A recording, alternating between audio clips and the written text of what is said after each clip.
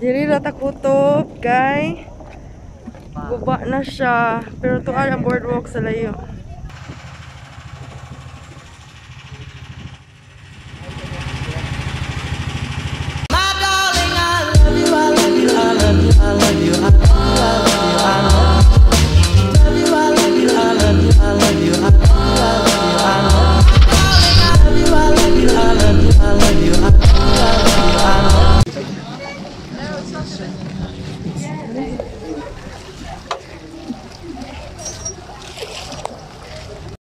Hello, so we're heading to Olango Island and naami sa Angasil Port kay ang port niya yung move and pick kay naguba daw ilang dungguanan dito, so all the passengers are redirected to the Angasil Port. You can sleep over there?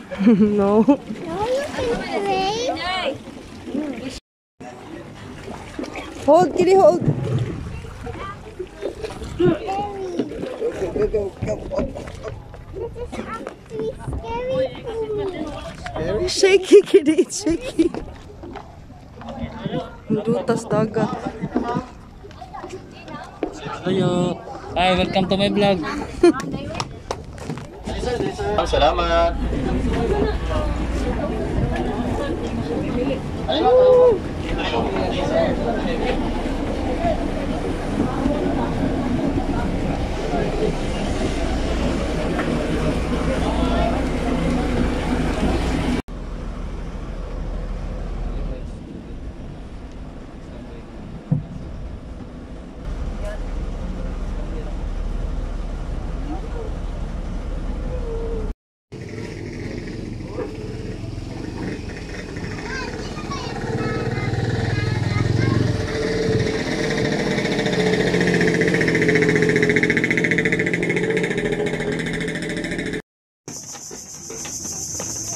So kay putol pa man ang bridge or ang boardwalk padong sa katong area for swimming.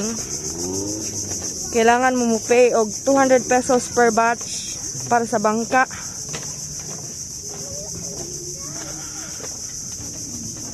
Ay musugat na mo bangka dito ron. Supposed to be magbaklay raman mo anak padong lahos dito. Naputol man daw ni siya basin pagbagyo.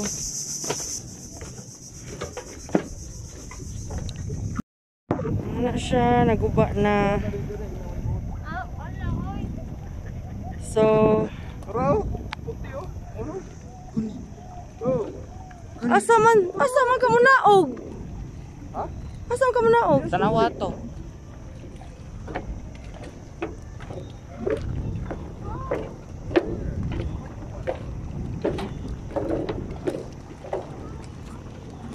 Diri ra ta kutob kay guba na siya pero tuwa ang boardwalk sa layo.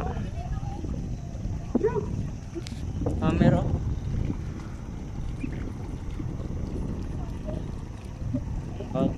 Aray mo to.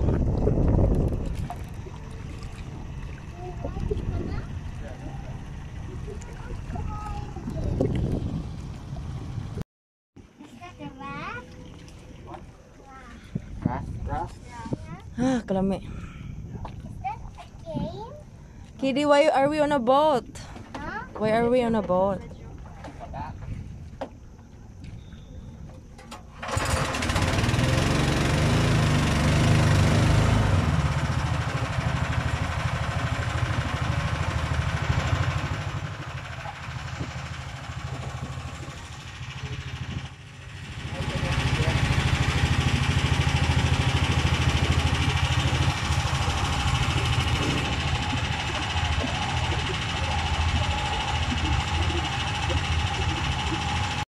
Naguba ako sa ba?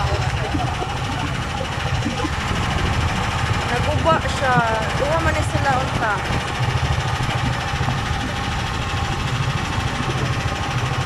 Kanina na yung nabilin.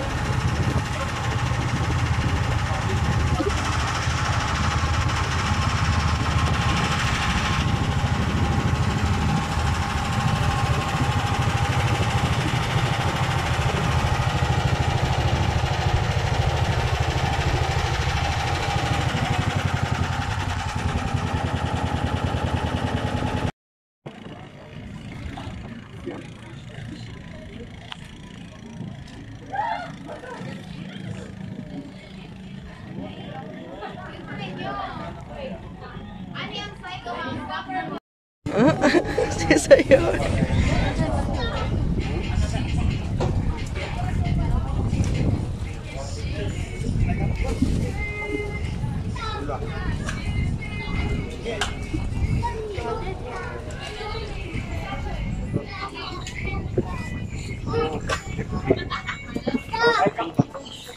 Balik pila nila.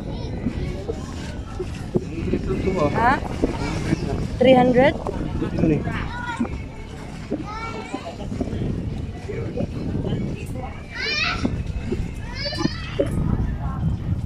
Shh, no fighting.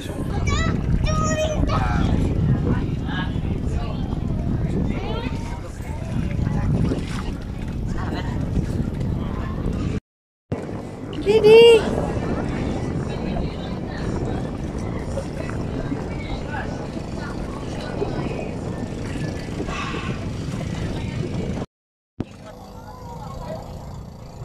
Ay ko kung ipon sa babi dari kiti.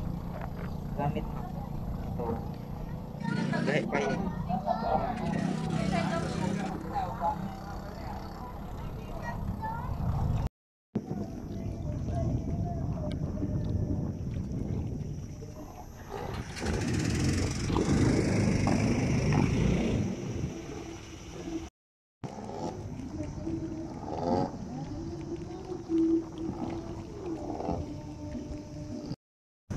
So, mo to guys, the rates are adjusted and medyo naguba jud ang boardwalk and also the swimming area nila.